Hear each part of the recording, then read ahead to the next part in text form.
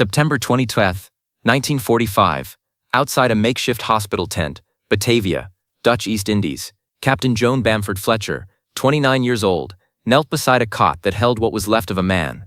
His name was Private Thomas Whitley, Australian, and according to the handwritten note clipped to his blanket, he weighed 78 pounds.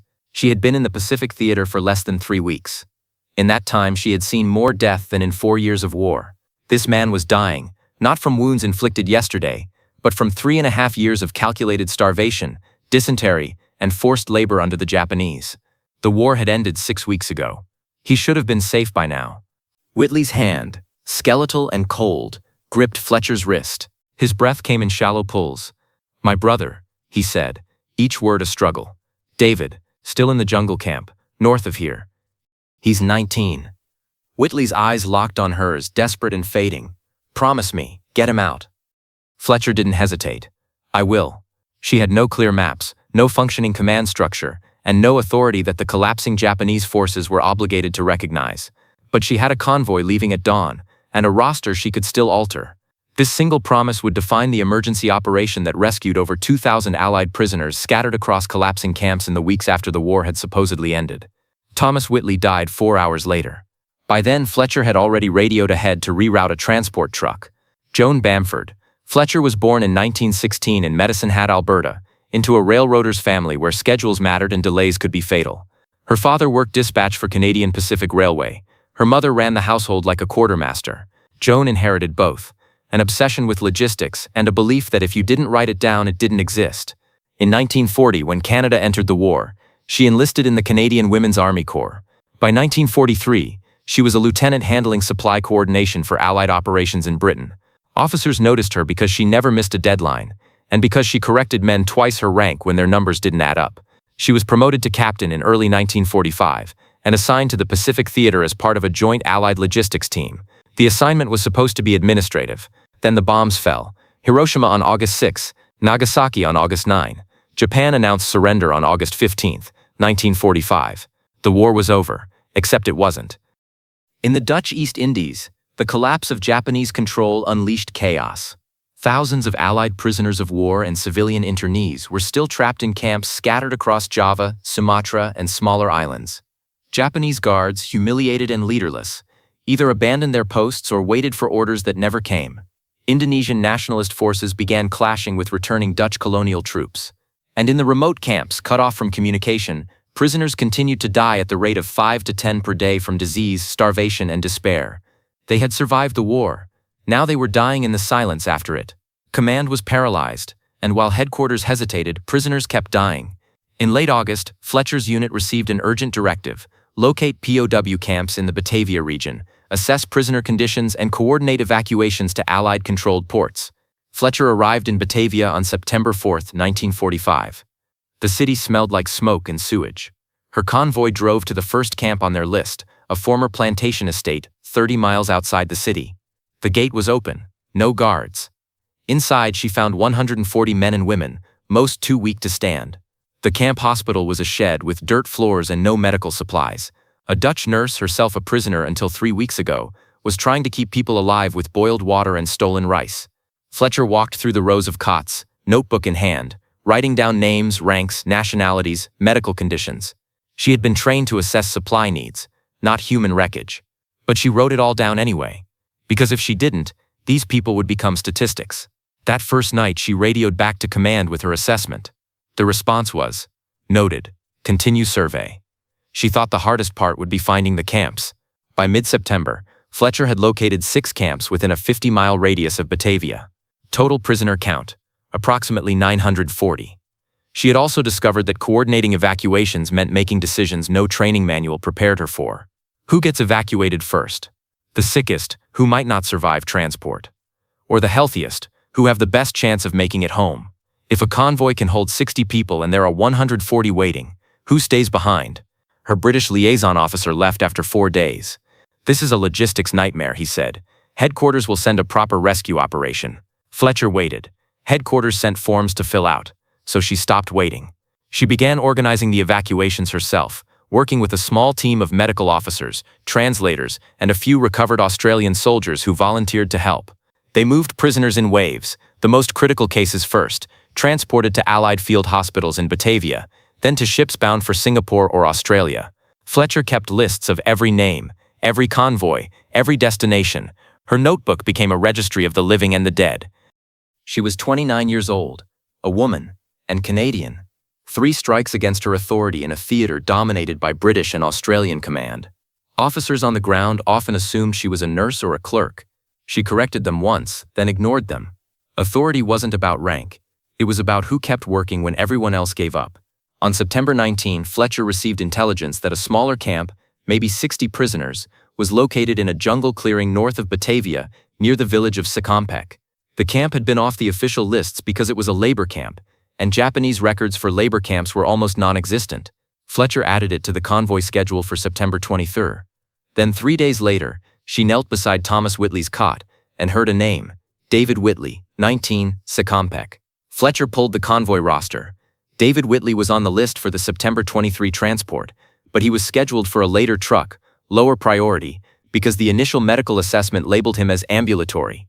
That meant he could walk, which meant he could wait. But Thomas was dying now, and if David was in as bad shape as his brother, ambulatory might not last another week. The man she removed, an Australian sergeant, healthier, better odds, was pushed to the later convoy. Someone else would wait instead. Waiting in those camps often meant dying. That night, Fletcher sat alone in the supply tent and stared at her notebook. She thought about the sergeant. She thought about Thomas Whitley's hand on her wrist. She thought about the 60 prisoners still in Sikampek and the hundreds more scattered across camps she hadn't even found yet. The lists kept getting longer. She didn't sleep. Rapid Trine on Sikampek. Left at dawn on September 23. 3 trucks, 2 medics, a translator, and Fletcher. The road was barely passable, washed out by monsoon rains and cratered by months of bombing. They reached the camp by midday. It was worse than the reports suggested. The prisoners, 57 men, most of them Australian and British, had been used as forced labor on a rail line project that the Japanese had abandoned in July. The guards were gone. No one had brought food in 3 weeks. The prisoners had been surviving on foraged roots and whatever they could steal from nearby villages. 12 men had died since the surrender. David Whitley was alive. Barely. He was sitting against a bamboo post, skeletal, covered in sores, staring at nothing. Fletcher knelt beside him. "Your brother sent me," she said. David blinked, confused. "Tom. He asked me to get you out." She didn't tell him Tom was dead. Not yet. David's condition was critical, but he could be moved. Fletcher had him placed on the first truck, priority evacuation. The convoy made it back to Batavia by nightfall. David Whitley was admitted to a field hospital. He survived. 3 days later, Fletcher had to tell him his brother hadn't. David cried. Fletcher didn't. She had 10 more camps to clear. By early October, Fletcher's operation had evacuated over 1,400 prisoners. The convoys ran almost daily now, moving people from remote camps to Batavia, then to Allied ships at Tanjung Priok Harbor. The work was relentless. Fletcher slept 4 hours a night, 8 standing up, and spent every waking moment managing lists, radioing commands, arguing with supply officers who didn't understand why she needed more trucks, more fuel, more medical staff. Others, delirious from malnutrition, attacked their rescuers, convinced they were being tricked. One man tried to jump from a moving truck because he thought they were being taken to a mass grave. Fletcher had to physically restrain him. She held his wrists until he stopped thrashing, then stayed with him until he understood he was safe. She kept a second notebook now, separate from the evacuation lists. In it, she wrote the names of those who died after rescue. By mid-October, there were 22 names. One night, late October, Fletcher sat in an empty supply tent, her notebooks open in front of her. Her hands were shaking. She tried to write a letter home to her mother, something she hadn't done in weeks, but the words wouldn't come. She stared at the blank page for 20 minutes, then folded it and put it away. In the corner of the tent, a medic named Harris, Australian, recovered from dysentery, volunteering with Fletcher's team, was cleaning equipment. He glanced at her. "You should sleep, Captain." "I will," she said. She didn't. Von convoy windows were closing, and she still had names on the list. The final camp on Fletcher's list was near Surabaya, on the eastern end of Java. Intelligence suggested there were still 80 prisoners there, possibly more, but by the time Fletcher's convoy reached the area in early November, the situation had deteriorated. Indonesian nationalist forces had taken control of the city, and Allied troops were engaged in street fighting. The roads were too dangerous for transport trucks. Fletcher radioed for support. Command told her to wait for the situation to stabilize. Fletcher did not wait. She negotiated directly with a local Indonesian commander, using a combination of medical supplies, cigarettes, and sheer stubbornness. She secured a 12-hour window for her convoy to move through the contested zone and reach the camp. The window opened on November 8, just before dawn. The camp held 73 prisoners. 15 had died in the previous month. Fletcher's team loaded the survivors onto trucks and drove them through streets still smoldering from the previous night's fighting. They made it to the Allied-controlled port by mid-afternoon. Not a single shot was fired. Fletcher did not consider this luck. She considered it a deadline that had been met. November 14, 1945, Batavia Harbor. Fletcher watched the final transport ship pull away from the dock, carrying the last group of evacuated prisoners. She stood on the pier, notebook in hand, counting heads one last time. The operation was over. Over 10 weeks, she had coordinated the evacuation of approximately 2,035 Allied prisoners from camps across the Dutch East Indies. The official report would list her role as logistics support. It would not mention the convoys she had organized without orders, the command decisions she had made without authority, or the names she had written in 2 notebooks that no one else would ever see. Fletcher returned to Canada in early 1946. She did not talk about the Pacific. When people asked what she had done in the war, she said supply coordination. She did not say she had counted dying men, or that she still saw their faces when she closed her eyes. She did not say she kept a list of names in a drawer she never opened, or that she woke up some nights convinced she had forgotten someone. The notebook stayed closed. Joan Bamford Fletcher lived quietly after the war. She worked for the Canadian Civil Service, never married, and died in 1982 at the age of 66. Her role in the Dutch East Indies evacuations was never officially recognized during her lifetime. The operation itself was overshadowed by larger post-war rescue missions, and Fletcher's name appeared in few official records. The notebooks she kept, the ones with the names, were never found. In 2003, a historian researching Allied POW evacuations in Southeast Asia came across a series of field reports from late 1945, signed by Capt. J.B. Fletcher, CWAC. The reports detailed convoy movements, prisoner transfers, and casualty counts. They were precise, meticulous, and written in the first person. The historian followed the trail and eventually pieced together the scope of Fletcher's operation. By then, there was no one left to interview. The prisoners she had saved were gone. The medics and translators who had worked with her were gone. Fletcher herself was long dead. The historian wrote a paper. It was published in an academic journal. A few people read it. Fletcher's name appeared in a footnote.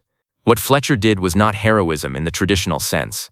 She did not storm a beach, or decode a secret message, or make a decision that changed the course of a battle. She counted, she organized, she refused to stop moving. And because she did, 2,035 people who were supposed to die quietly after the war had ended, lived long enough to see home. But history prefers its heroes loud, and its victories clean. Fletcher was neither. She was a woman in a war that did not want women in command, a logistics officer doing work that generals would later take credit for, and a name that fit comfortably in a footnote. She saved more lives in 10 weeks than some battalions saved in 4 years, and no one built her a monument. The prisoners she evacuated scattered across the world. Most never knew her name. They remembered the trucks, the medics, the ships. They remembered being pulled from the camps and thinking, finally, someone came for us. But they didn't know who had made the call, who had argued for more convoys, who had stayed up through the night to make sure the lists were accurate. Fletcher didn't tell them. She wrote it down, closed the notebook, and went home. She thought she had done her job. Maybe she had. But some jobs don't end when the work is done. They echo. The names echo. The promises echo. The dying man's hand on her wrist echoes. How many other names did she carry that no one will ever count?